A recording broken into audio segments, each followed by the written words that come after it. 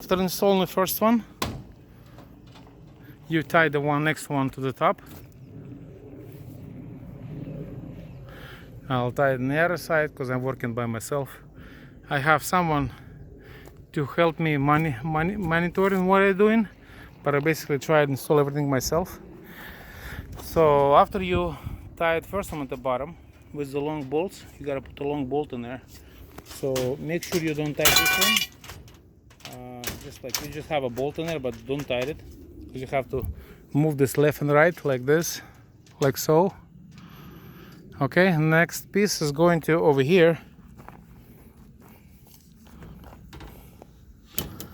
Just like that.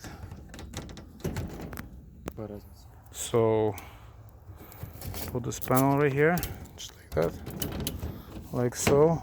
Make sure you don't forget P8 at the bottom, just like that. Next thing, you got this glazing bar right here, and you prepare the bolts on each side, one here and one here. Then you slide on top of the B1 panel. Then you slide this into the hole, as so, and right to get through this hole. Hold on, I don't have enough hands. And when you get through, you just tie it on the other side, just as so.